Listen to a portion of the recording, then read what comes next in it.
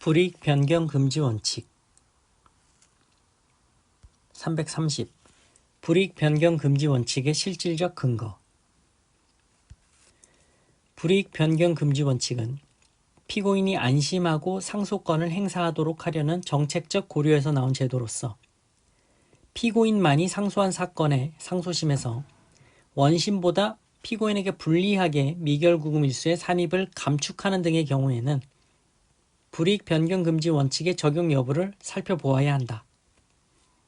그러나 판결서의 명백한 오류에 대하여 판결서의 경정을 통하여 그 오류를 시정하는 것은 피고인에게 유리 또는 불리한 결과를 발생시키거나 피고인의 상소권 행사에 영향을 미치는 것이 아니므로 여기에 불이익 변경 금지 원칙이 적용될 여지는 없다.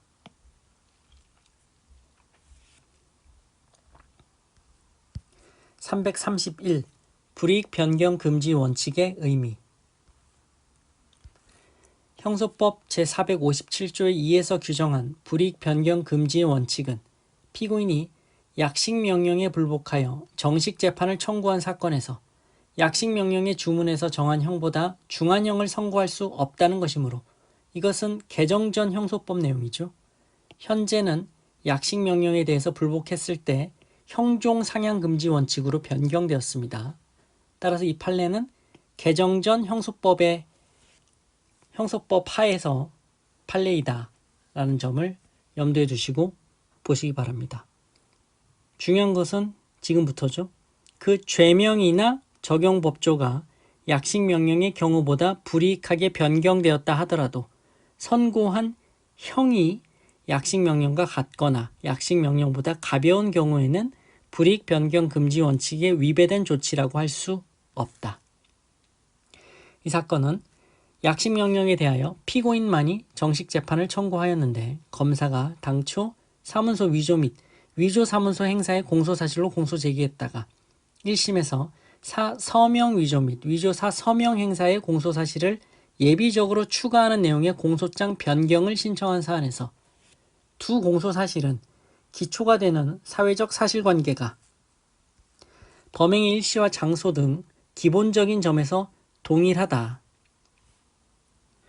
비록 사서명 위조죄와 위조 사서명 행사죄의 법정형에 유기징역형만 있다 하더라도 형소법 457조의 2에서 규정한 불이익 변경 금지 원칙이 적용되어 벌금형을 선고할 수 있으므로 위와 같은 불이익 변경 금지 원칙 등을 이유로 공소장 변경을 불허할 것은 아니다. 즉, 중요한 것은 그 죄명이나 적용 법조가 약식명령의 경우보다 불이익하게 변경되었다 하더라도 선고한 형이 약식명령과 같거나 가벼운 경우에는 불이익 변경 금지 원칙에 위배된 것이 아니라는 거죠.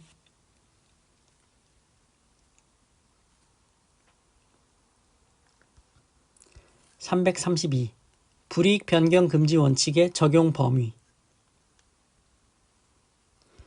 불이익 변경 금지 원칙은 피고인의 상소권을 보장하기 위하여 피고인이 상소한 사건과 피고인을 위하여 상소한 사건에 있어서는 원심 판결의 형보다 중한 형을 선고하지 못한다라는 것이므로 피고인과 검사 쌍방이 상소한 결과 검사의 상소가 받아들여져 원심 판결 전부가 파기됨으로써 피고인에 대한 형량 전체를 다시 정해야 하는 경우에는 적용되지 아니하는 것이다.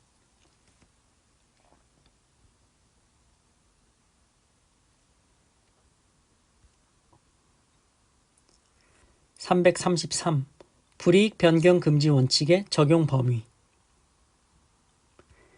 피고인의 상고에 의하여 상고심에서 원심 판결을 파기하고 사건을 항소심에 환송한 경우에는 환송 전 원심 판결과의 관계에서도 불이익 변경 금지 원칙이 적용되어 그 파기된 항소심 판결보다 중한 형을 선고할 수 없다 할 것이다.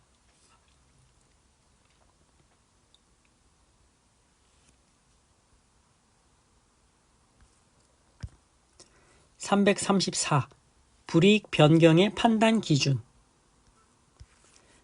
불이익 변경 금지의 원칙은 피고인의 상속권 또는 약식명령에 대한 정식재판 청구권을 보장하려는 것으로서 피고인만이 또는 피고인을 위하여 상소한 상급심 또는 정식재판 청구 사건에서 법원은 피고인이 같은 범죄 사실에 대하여 이미 선고 또는 고지받은 형보다 중한 형을 선고하지 못한다는 원칙이다.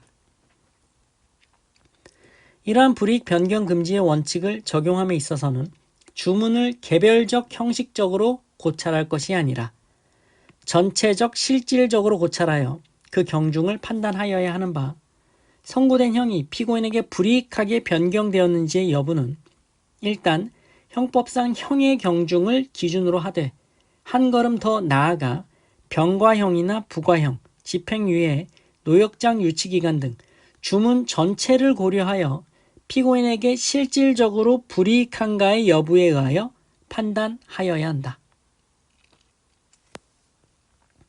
앞서 본 법리에 따라 제1심이 선고한 형과 원심이 선고한 형의 경중을 비교해 볼 때 제1심이 선고한 징역 1년 6월의 형과 원심이 선고한 징역 1년 6월에 집행유예 3년의 형만을 놓고 본다면 제1심 판결보다 원심 판결이 가볍다 할 수 있으나 원심은 제1심이 선고하지 아니한 벌금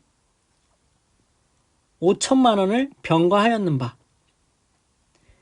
집행유예의 실효나 취소 가능성, 벌금 미납 시의 노역장 유치 가능성 및 그 기간 등을 전체적 실질적으로 고찰하면 원심이 선고한 형은 제1심이 선고한 형보다 무거워 피고인에게 불이익하다고 할 것이다.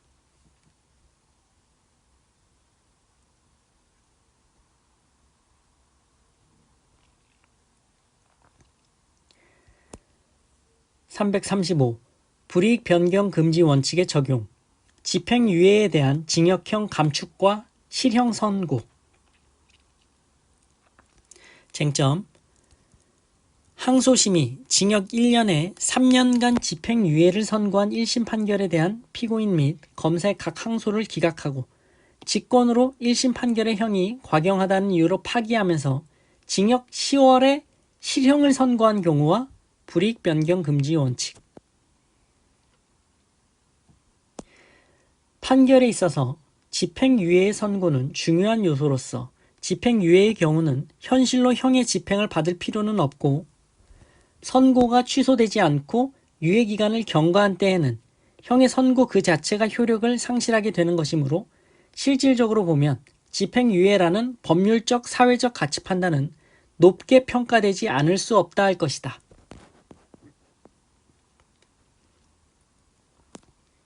따라서 제1심의 형과 원심의 형을 총체적으로 고찰하여 보면 원심의 형은 제1심의 형보다 중하다고 하지 않을 수 없는 바, 불이익 변경 금지 규정에 위배한 위법이 있다.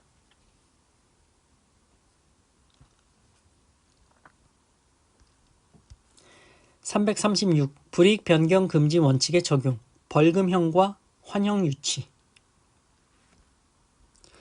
1심에서의 벌금형이 1억 800만 원에 대한 노역장 유치기간을 산정함에 있어서 360만 원을 1일로 환산토록 하였으므로 그 기간은 30일에 불과하며 2심에서의 벌금형은 8,500만 원으로 감경되었으나 동액에 대한 노역장 유치기간의 산정은 30만 원을 1일로 환산토록 했으므로 그 기간이 283일이 된다.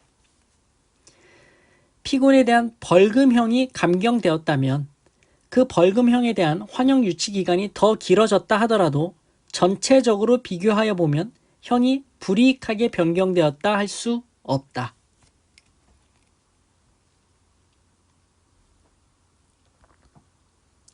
(337) 불이익 변경 금지 원칙의 적용.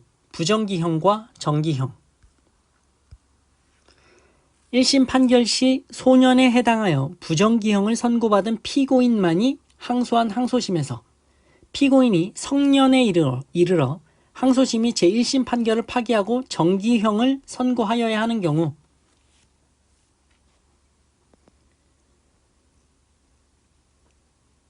정기형의 상한은 부정기형의 장기와 단기의 정중앙에 해당하는 중간형이다.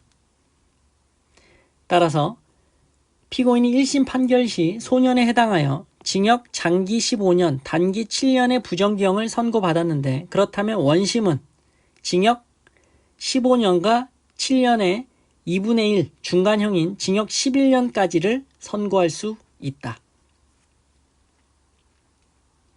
부정기형의 장기와 단기의 중간형을 기준으로 삼아 불이익 변경 금지 원칙 위반 여부를 판단해야 한다는 판결이다.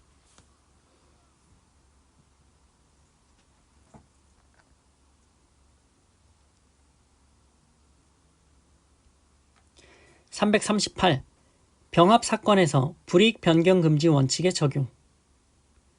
항소심에서 두 개의 사건이 병합 심판되어 경합범으로 처단되는 경우에는 1심의 각 형량보다 중한형이 선고되었다 하여 위법이라 할 수 없다.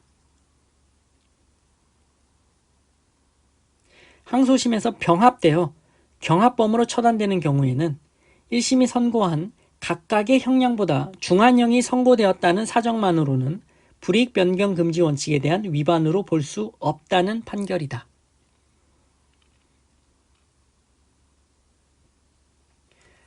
마치겠습니다. 고생하셨습니다.